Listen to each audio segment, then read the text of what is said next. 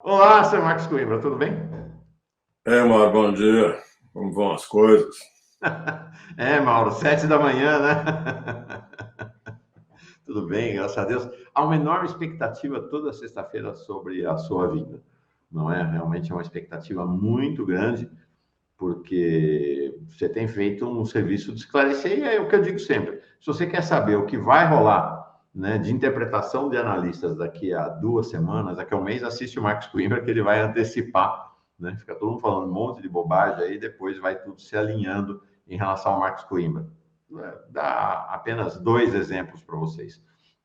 Há mais de um ano atrás, mais de um ano atrás, Marcos Coimbra, não, 2 anos atrás, Marcos Coimbra dizia que não dava um palito de fósforo queimado pela candidatura de Sérgio Moro, quando todos os analistas aí, ditos analistas bem pensantes, diziam: Moro, pelo amor de Deus, Moro, candidato a presidente fortíssimo. Eu falei: esse Moro é o seguinte, derreteu. Estava ontem conversando com o pessoal do Dataforum, vou fazer uma reportagem semana que vem sobre isso, ele desapareceu até das redes sociais, desapareceu, derreteu. É o que, exatamente o que o Marcos dizia. No caso do Marcos, não era profecia, não, era análise. Segunda Lula terá uma vitória avassaladora. Desde metade do ano passado que Marcos Coimbra fala isso, enquanto fica aqui à esquerda, né, parecendo montanha-russa. Ai, Bolsonaro cresceu, ai, Lula caiu. Fica lá olhando para as pesquisas telefônicas e se apavorando.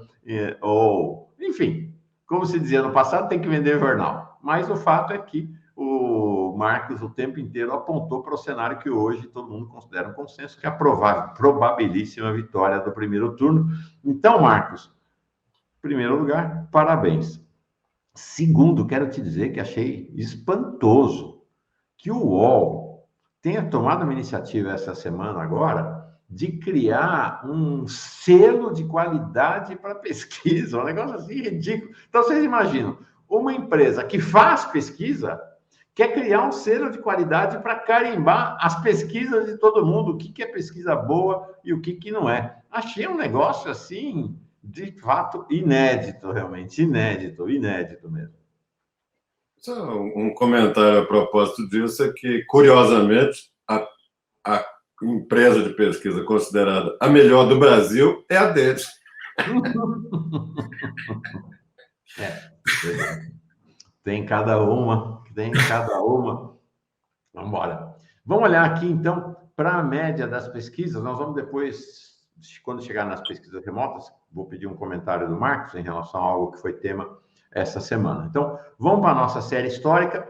Como eu observei mais cedo, Marcos, tem um aperitivo da nossa conversa, é manchete da Fórum já agora. Já agora a gente trabalhou cedinho. Você mandou ontem à noite o quadro das pesquisas para nós. Então, já agora cedo, a gente não adiantou tantos detalhes assim, mas adiantamos com um aperitivo, convidando para as pessoas virem te ouvir, te ver e ouvir aqui no nosso encontro. Opa, está aqui. Exclusivo, Lula chega a 53% dos votos válidos na média das pesquisas e vence no primeiro turno. Estudo feito por Marcos Coimbra, do Vox Populi. É isso aí. Então, teve lá um aperitivo que foi nossa manchete para nossa conversa de agora. Está aqui, primeiro quadro, série histórica, primeiro turno. Vamos embora. Voto estimulado, presencial médio total, tá? Não é voto válido, é a próxima tela. Fala, Marcos. Deixa só eu ler, que às vezes as pessoas dizem que tem dificuldade de ler, ó. Linha vermelha. Lula veio em janeiro 43, em fevereiro 44, em março 43, em abril 44 e agora em maio, acabou de fechar maio, 47. Bolsonaro, no mesmo período, veio com 24, 26, 25, 28, 28. Quem não sabe, não sei, não respondeu. 12, 14, 10. A linha laranja é a linha da assim chamada terceira via, que veio despencando, está com 7% agora, e o Ciro Gomes, 667. É o que está escrito aí. Bom, se você puder, Mauro, amplia um pouco o quadro, para a gente ficar olhando exatamente para esse período mais recente. Mas deixa eu primeiro comentar uma coisa. Como vocês podem ver, desde maio do ano passado, Lula só tinha estado uma vez com mais intenção de voto do que na média das pesquisas de maio. No ano passado, em junho, foi fundamentalmente uma pesquisa em que ele tinha obtido 50 e poucos, foi uma pesquisa do IPEC, que foi o único resultado tão forte naquele período, tão forte para Lula.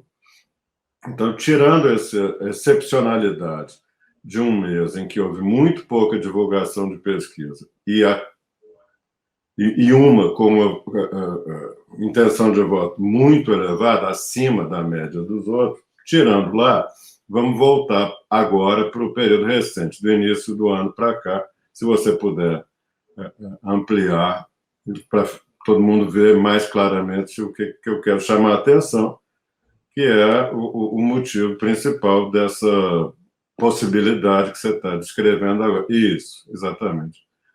E aqui nós estamos vendo que havia um paralelismo nítido entre Lula e Bolsonaro.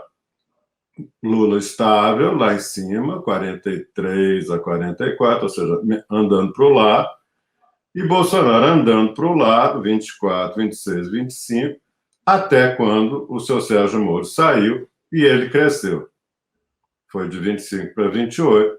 Nós já chamamos a atenção aqui que, apesar de tudo que o governo faz, tudo que o governo gasta, tudo que ele fala e todo o comportamento quase que obsessivamente eleitoral do Bolsonaro e do governo dele, apesar disso tudo, o único fator que havia feito com que Bolsonaro crescesse foi a saída do Moro.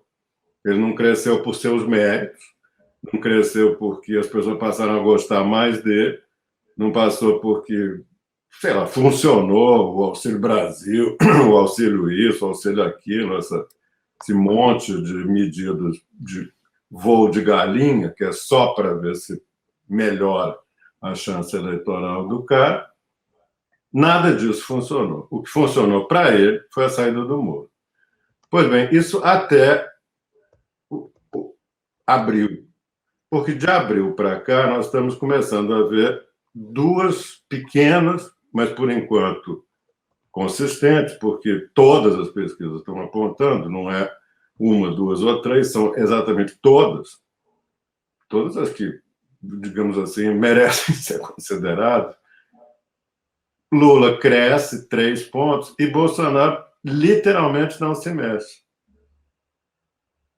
Então, de 28 para 28, chama propriamente andar para o lado.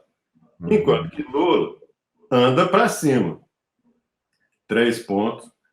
Nota que quando a gente faz esse tipo de análise, a chamada margem de erro cai muito.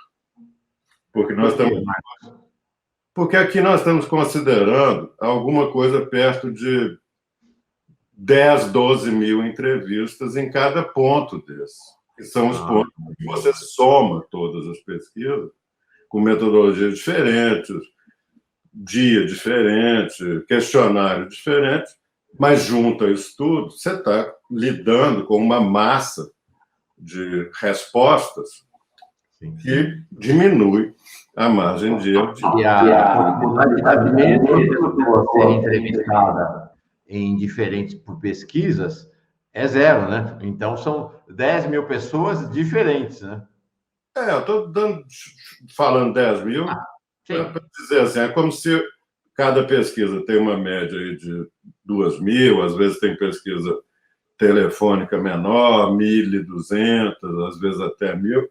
Mas como tem muita pesquisa telefônica, o fato de algumas terem uma amostra menor não muda isso que eu estou falando. Que quando você agrega, você começa a lidar não mais com a margem de erro individual de cada pesquisa e passa a poder ter como base para o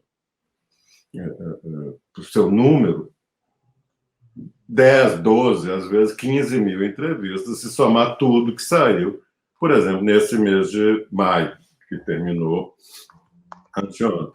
Então é isso, nós estamos com Lula subindo um pouco e Bolsonaro literalmente parado no mesmo lugar.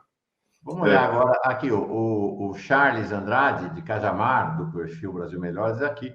Bom dia, Mauri Coimbra. Bolsonaro está apavorado, tem motivo para isso. Vamos olhar agora o voto presencial, então o voto feito assim, né, pessoa a pessoa.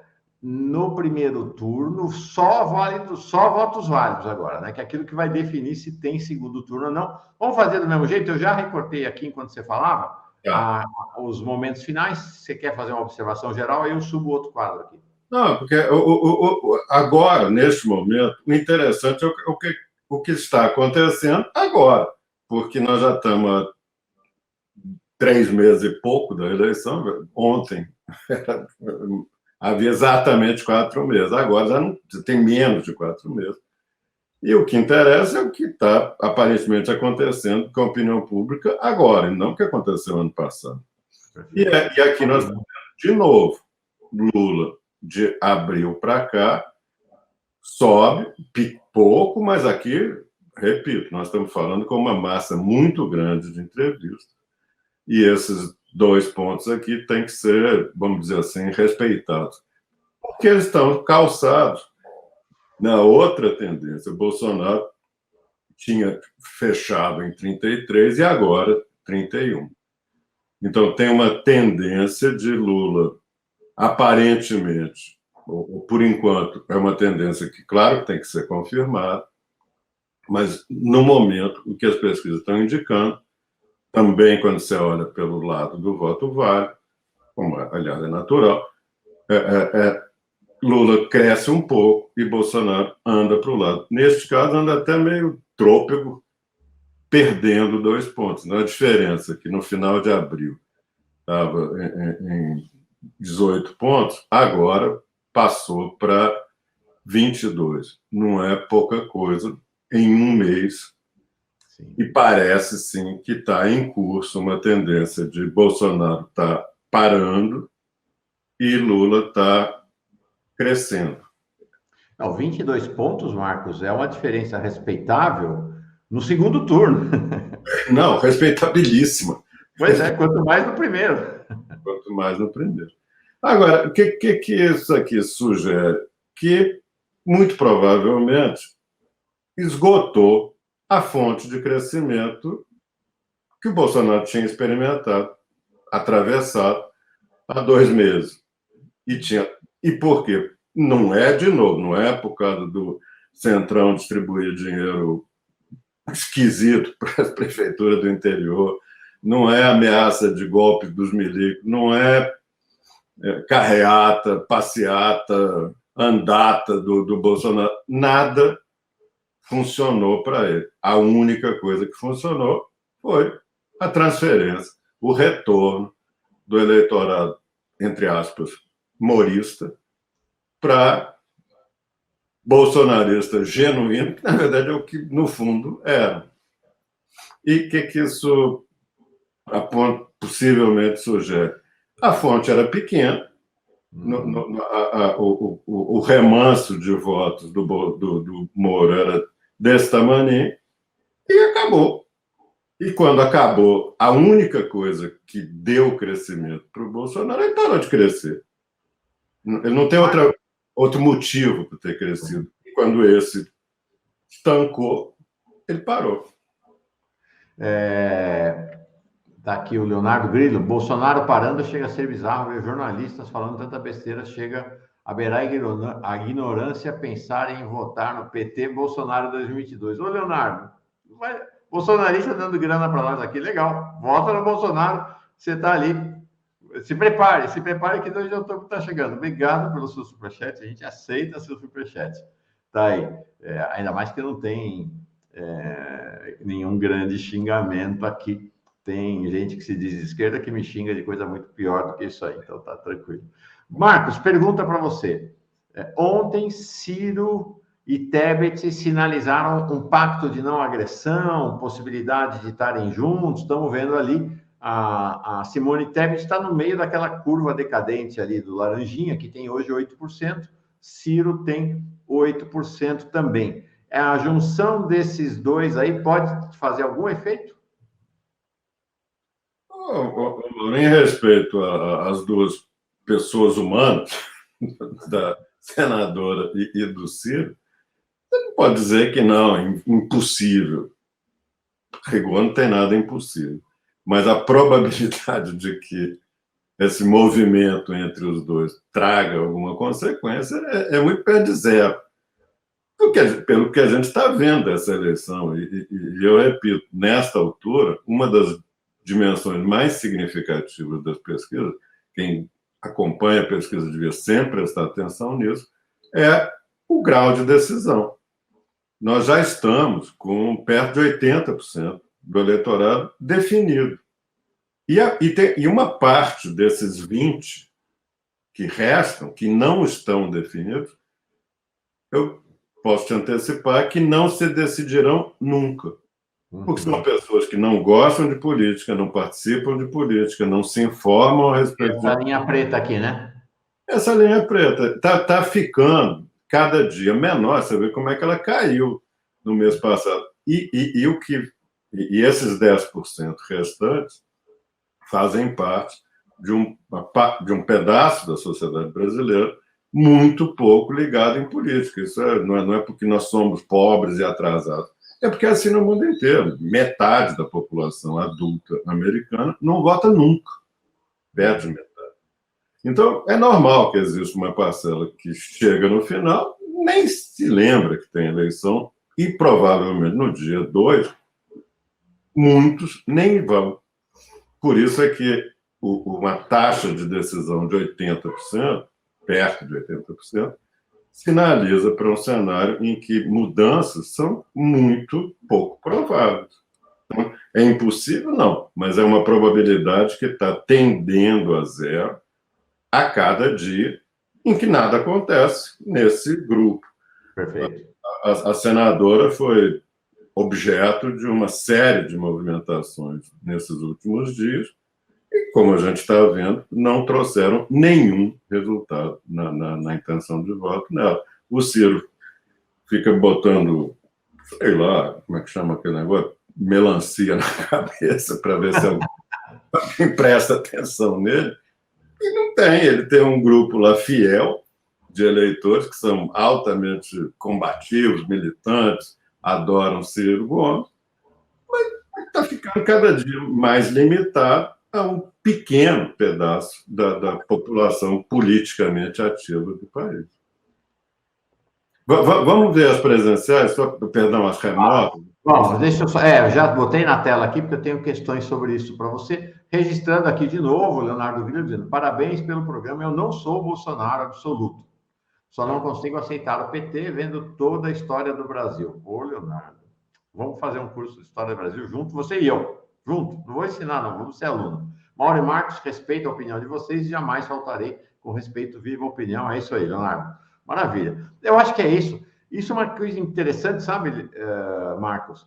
Ainda tem uma parcela de voto no Bolsonaro que não é gente de extrema direita, que quer que mate, que quer... É gente ainda capturada por essa ideia, mas não necessariamente gente que perdeu sua humanidade no caminho, né, Marcos? Isso é importante. Com certeza, com certeza. Vamos embora. Vamos olhar agora, ó. As pesquisas remotas, que eu tenho questões aqui para te apresentar sobre as pesquisas remotas, como a gente vê, toda vez é diferente, né? Você quer ir direto para aquela comparação? Bom, então tá aqui, ó. Comparação. Então tá, vamos ficar aqui, porque aqui nós estamos vendo, na linha mais alta, Lula nas presenciais. Na segunda linha, Lula nas remotas. Você vê que tem uma diferença significativa entre umas e outras. Depois você tem Bolsonaro nas pesquisas presenciais e lá embaixo, Bolsonaro nas pesquisas remotas. O que eu queria chamar a atenção aqui não é tanto para os números, é mais para tendência. Como a gente pode ver, Lula passa nas presenciais, aquilo que a gente estava comentando antes, de 51 para 53, e nas remotas, de 46 para 47. Também tem uma pequena tendência de crescimento. E o Bolsonaro, parado nas presenciais.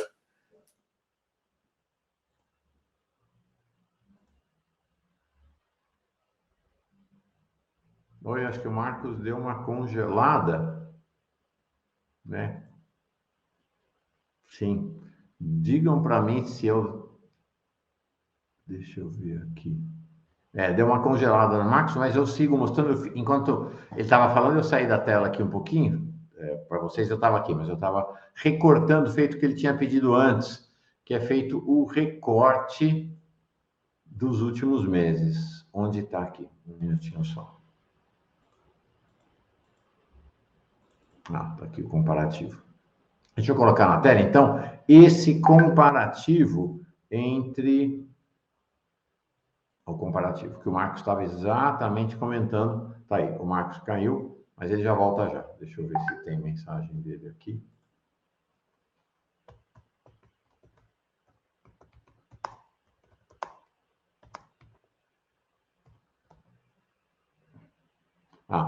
Caiu a luz.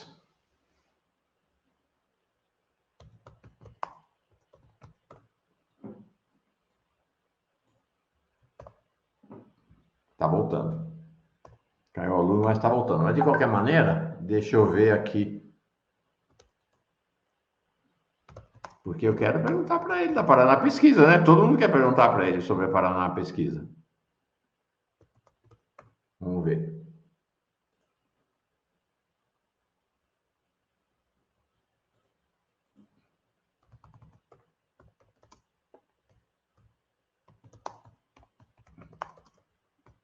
Ele está dizendo que está reconectando.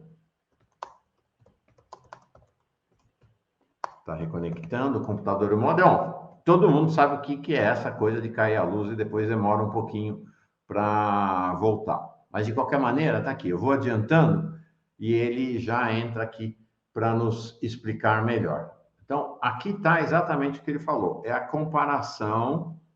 Aqui, está bem grandão para todo mundo poder ver. A comparação entre o que e o que? Entre nada. Marcos Coimbra fala. Estava aqui botando no ar. Eu fiz o mesmo recorte que o outro, tá? Peguei aqui, na verdade, é dezembro, janeiro, fevereiro, março, abril, maio. Essa comparação que você estava contando para nós, já contei aqui que acabou a luz. Fala. Nós já tínhamos comentado aqui, nós estamos vendo claramente que em todas as pesquisas, seja presencial, seja remota, nós estamos vendo a mesma tendência. Lula, ligeira inclinação para cima, Bolsonaro, uma paralisação ou até uma pequena tendência de queda, e, a meu ver, causada pelo esgotamento da única fonte de crescimento que ele mostrou ter desde o ano passado. Bolsonaro não cresce porque as pessoas passam a querer mais votar nele. Ele cresceu apenas porque o Moro saiu. E agora, como não tem mais Moro para sair, tudo indica que ele fica andando para o lado. Ele já está no tamanho dele, que são esses 30 e tantos. Agora Marcos, uma questão. Já abro o Marcos de novo. Uma questão, Marcos. Essa semana teve enorme impacto essa notícia de que o Instituto Paraná Pesquisas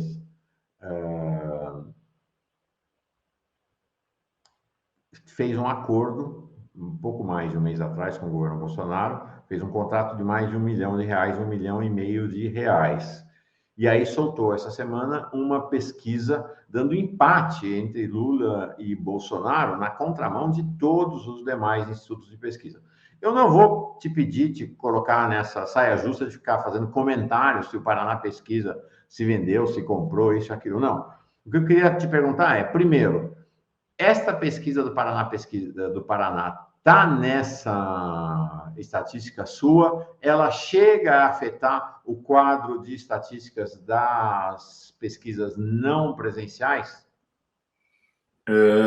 Não, nós tiramos os resultados desse instituto porque ele estava tão flagrantemente fora do padrão, fora do que o bom senso indica, que só serviria para artificialmente produzir uma imagem errada do que está acontecendo com a opinião pública. Voltando, nós estamos aqui falando, nesse período de abril para cá, se somar presenciais e remotos, nós estamos falando de alguma coisa da ordem de 20 mil entrevistas feitas nesse mês por diferentes institutos. E o resultado das 20 mil entrevistas é isso. É isso que você está vendo. Lula com 53, Bolsonaro com 31, ou Lula com 47, Bolsonaro com 37. Então, na pior das hipóteses, considerando essa massa grande de entrevistas, existe uma vantagem de Lula de 10 pontos no voto válido, com quase o suficiente para ganhar no primeiro turno, mesmo nessas pesquisas telefônicas, que não são capazes de captar o que o universo da população, o conjunto da opinião pública pensa. Eu acho que só nos prejudicaria a visão incluir aqui um único resultado, que obviamente não está sequer remotamente, digamos, no padrão dos demais. Agora, eu não fico julgando e dizendo assim, não, isso aqui, como diz a propósito daquela seu primeiro comentário, a respeito da pretensão do UOL de dizer eu sou capaz de botar carimbo nos outros. Perfeito. É uma coisa, além de ser pouco ética, é altamente, digamos assim, autoritária. Eu que carimbo. É a mesma coisa que eu posso carimbar, sei lá, a Fórum agora carimba os outros sites progressistas. Esse aqui você pode ver, esse aqui você não pode ver. Como assim? Perfeito. Então, agora, a resposta objetiva é essa. Não foi incluído. Tiraram. Perfeito. Vínhamos com os resultados desse instituto e chegou num ponto em que, obviamente, não era mais o caso de incluí-lo no conjunto dos outros. Um último comentário do nosso bolsonarista aqui, o Leonardo Grilo. Só para finalizar, dou minha opinião sem falta de respeito, já sou xingado no chat. Na opinião de vocês, a opinião não deve ser livre. Não deve ser livre, gente. Deixa o Leonardo Grilo aí, deixa ele assistir. Vai assistindo aqui, ó, Leonardo, assiste todo dia o Fórum Café com a gente. Não queremos briga com você, não queremos briga com família, não queremos briga com amigo, não queremos briga com ninguém. Essa é a nossa questão. Existe uma cultura do ódio incentivada pelo Bolsonaro e o Lula já falou. É amor e afeto. Essa é a nossa, e a volta do diálogo. Fica aí sim. Você é bem-vindo. Marcos, essa semana aconteceu um movimento interessante que eu queria que você analisasse, que é o registro de que os candidatos a governador bolsonaristas, do PL, União Brasil e outros partidos, estão meio que fugindo do Bolsonaro como o diabo da cruz, né? Estão evitando. O Zema, lá em Minas Gerais, nunca conheceu o Bolsonaro na vida, né? Nunca encontrou o Bolsonaro, né? O Cláudio Castro, no Rio de Janeiro, a mesma coisa, né? Apesar dele distribuir arma e dizer que vítima de chacina é vagabundo, ele não quer saber de estar perto do Bolsonaro. O Tarcísio Freitas, aqui em São Paulo, candidato bolsonarista, candidato do PL, disse assim, se o Lula ganhar, vão ter a melhor relação do mundo com ele, num discurso oposto ao do bolsonarismo. O que está acontecendo com esses candidatos a governador bolsonaristas aí? Não está acontecendo isso que a gente está comentando aqui, a respeito da média da população. A vantagem de Lula permanece e tende a subir, e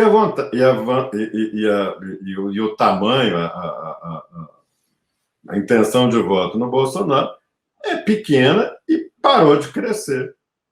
O que um candidato a cargo majoritário, Porque um governador, para ganhar a eleição, não basta a um governador ter o voto de 15% de bolsonarista radical, os 25% de bolsonarista, incluindo radicais e light, e nem tampouco aqueles que, no final, no dia 2, vão tampar o nariz e vão votar no Bolsonaro, porque é o candidato que representa o campo em que a vida inteira a pessoa votou, imagino que esse nosso amigo que está vendo a nossa conversa, nunca votou no PT, nunca votou no Lula, não votou na Dilma, não votou no Haddad. É claro que ele está muito incomodado, porque parece ser uma pessoa sensata, ele está muito incomodado com esse candidato do lado em que ele sempre se situou na política. Mas o que ele vai fazer? Ele vai votar no PT pela primeira vez? Ele podia considerar, e como é uma pessoa razoável, ele deve estar até pensando, será que dessa vez eu vou votar no Lula? Mas eu, sinceramente, acho que tem uma parcela que não vai votar no Lula. Só que essa parcela... Oi. Só que essa parcela vamos dizer assim, bolsonarista, entre aspas, em todos os matizes, desde o mais irracional ao razoável, ao racional, todas essas gradações do bolsonarismo não são suficientes para ganhar uma eleição majoritária. Esse é que é o ponto. E estar ligado a uma candidatura, a um conjunto de ideias, a um conjunto de práticas que representam, na melhor das hipóteses, 30 e picos por cento, não é bom para um candidato que tem que ter 50% mais um, seja no primeiro, seja no segundo turno. Então, Bolsonaro, os candidatos genuinamente bolsonaristas estão muito mal em todo o país. E os que são, assim, esperam ter o voto desse lado e querem ganhar, estão se afastando do Bolsonaro. Isso nós estamos vendo em todos os estados. Aonde o candidato bolsonarista mesmo é a mesma coisa que pode dar um tiro na cabeça. Ele fazer campanha para ter 10%, 12%, 15%. Quando ele precisa ter 50% mais um, sinto muito. É irracional. E não tem nada que tende a ser racional que o sujeito ou a cidadã que quer ganhar uma eleição majoritária. Bolsonaro vai chegar no dia 2 em termos de candidatos majoritários, com cada vez menos apoio. Isso é verdade para os candidatos ao governo. Para os candidatos ao Senado, não.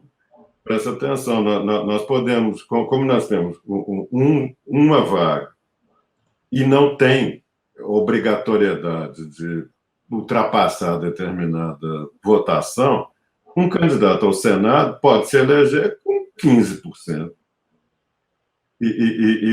E a dispersão no voto, vamos dizer assim, progressista, pode fazer com que candidatos ao Senado muito conservadores, muito alinhados com o Bolsonaro, vençam. Porque eles podem ter o voto de todo esse universo bolsonarista, enquanto que os candidatos progressistas podem ficar com uma votação mais dispersa. Então, tem um paradoxo. Essa crise do bolsonarismo, de imagem, de voto, atrapalha profundamente os planos dos candidatos aos governos estaduais, mas pode ser até um elemento de incentivo no voto para o Senado. Na Câmara é outro raciocínio. Você pode ter uma eleição de pequenos grupos organizados. Se você tem um sindicato muito atuante e razoavelmente espalhado num determinado território, pode eleger um deputado só ali naquele universo de eleitores ligados a esse sindicato, a essa... Perfeito. Quer dizer, o impacto direto, efetivamente, é nas candidaturas a governo do Estado, que é o que a gente tem visto nas pesquisas, né? Quando você avisa ao eleitor que, por exemplo, o Calil tem apoio do Lula, ele dispara e passa na frente do Zema. No Senado e para deputado, esse não é um tema que esteja presente. Claro que os candidatos ao Senado apoiados pelo Lula terão apoio, vão alavancar, vai subir a votação, mas é o que você falou, ali não é diferente a disputa, né? Se um candidato tiver 12% e o resto tiver abaixo disso, ganhou a vaga para o Senado, né? É um cenário bem diferente. A Júlia Lage de Coguerra diz aqui, Mauro, minha mãe, em 2018, com 94 anos, nunca tinha votado no PT. Votou no Haddad, pois não vota de jeito nenhum em vermes, né? Num verme que falou aquilo da Maria do Rosário. Mais cedo, o Paulo Walterson Gomes tinha perguntado se a Paraná foi considerada na média, mandou bom dia aqui, já está respondido, não foi, não está integrando esse cenário da média. E aqui, quem manda uma pergunta sobre o cenário estadual do seu estado mineiro, com certeza. E o Calil Marques, como é que você está vendo o cenário em Minas? Bom, Jurandir, o Calil é um exemplo disso que o Mauro acabou de falar. Um candidato que é menos conhecido, que tem uma necessidade de que o eleitor precisa saber quem é, e ele vai ter um cartão de visita muito bom, né, nesta eleição, que é ser o candidato a presidente em que a maioria das pessoas pensa votar. Nas pesquisas de presidente em Minas, a vantagem do presidente Lula é altíssima. Então, ele é uma pessoa muito querida e muito votada em regiões do estado em que o Calil é completamente desconhecido. Você vai para o norte de Minas, no Vale de Jequitinhonha, Mucuri, a região noroeste, tudo que está, vamos dizer, acima, sobe, vai para norte, 100 quilômetros de Belo Horizonte. Dali para cima, o Calil já não é mais uma pessoa que entra no cálculo do eleitor médio, do eleitor típico. Sempre vai haver pessoas que conhecem, mas na grande maioria dos lugares, ninguém sabe quem é Calil. E ele vai ter um cartão de apresentação muito bom de um político que as pessoas respeitam, gostam, querem que seja presidente e vão votar nele. O que você pode querer mais de cartão de apresentação melhor do que esse? Duvido que tenhamos este ano. Então, o Calil é um exemplo do que o Mauro falou há pouco, de candidatos que, quando você apresenta, fornece a informação de que ele está do lado de Lula, é o candidato que o Lula apoia, vai lá para cima. Então, cenário, se Calil tivesse ficado sem o apoio de Lula, eu diria que a chance de reeleição do Zema era muito alta. Não pelos seus méritos, mas muito mais por ausência de competição. O PT não tem candidato. O PSDB, a rigor, não tem, porque tem uma pessoa respeitável que assumiu o fardo de ser candidato do PSDB como um esforço de não fechar a porta do boteco e ir embora para casa. Então, o PSDB tem uma candidatura a governador em Minas, mas a rigor não tem. Então, voltando, Calil, com Lula, é um candidato muito competitivo e tem pesquisa que mostra que ele fica na frente do Zema quando se diz que é o candidato do Lula.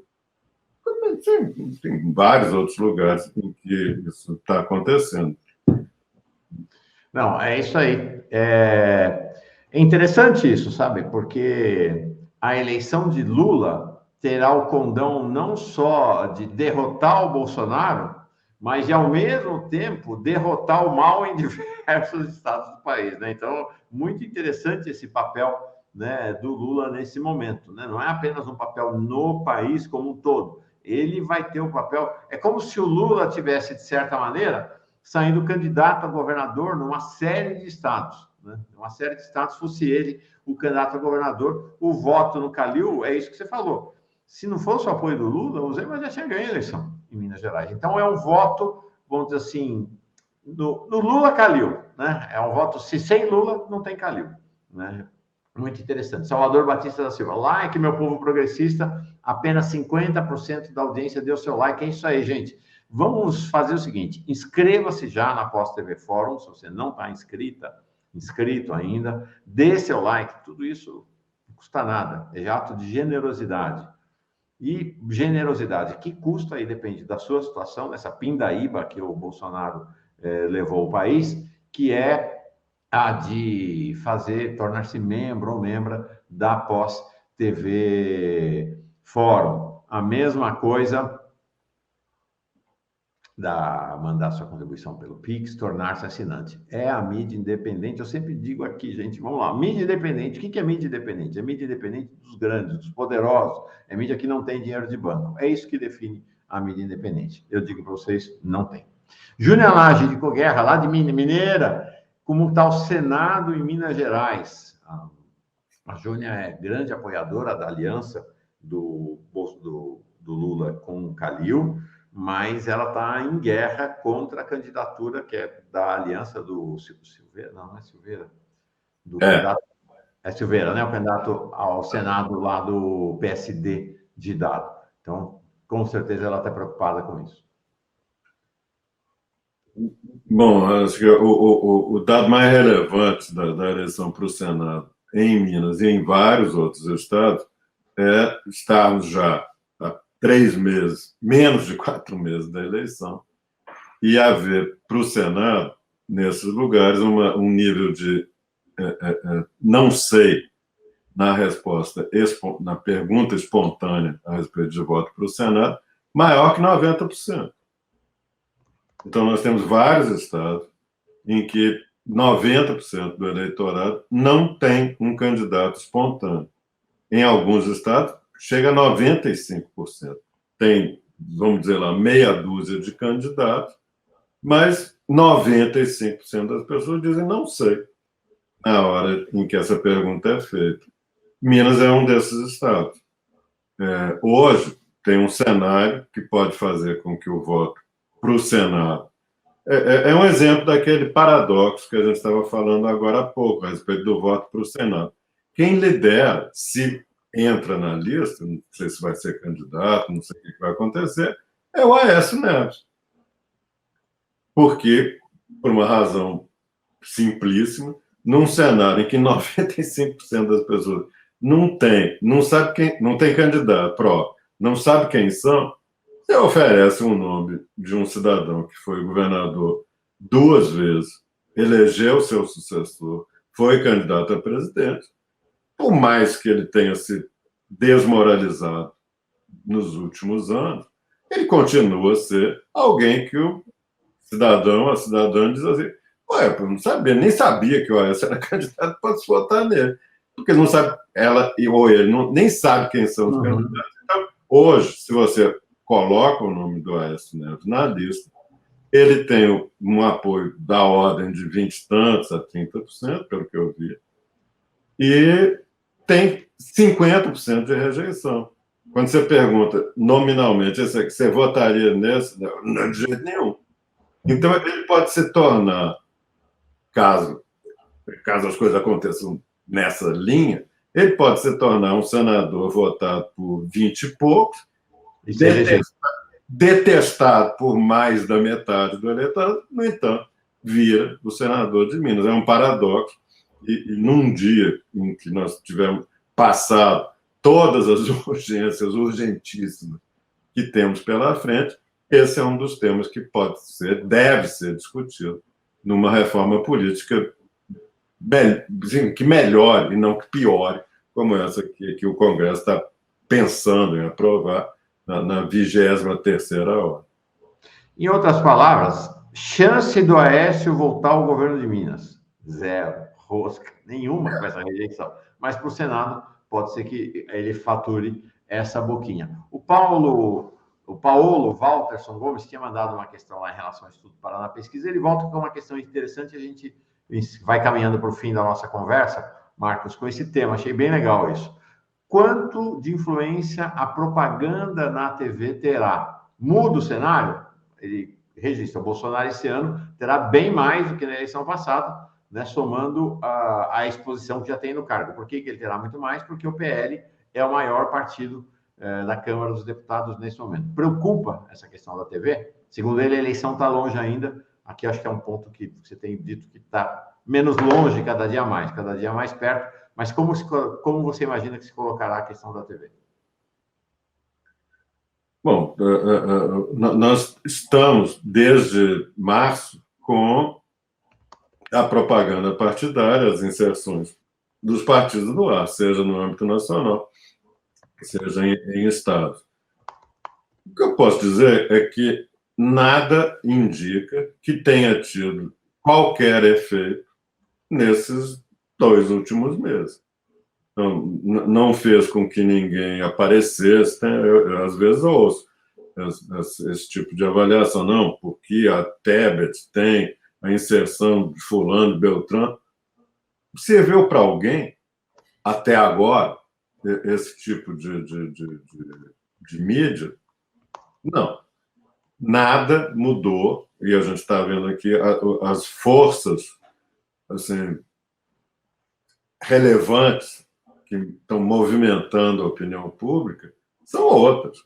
Até, claro que eu acho que quando nós chegarmos na segunda quinzena de agosto e ao longo do mês de setembro, em que nós vamos ter uma quantidade muito maior desse tipo de comunicação no ar, admito.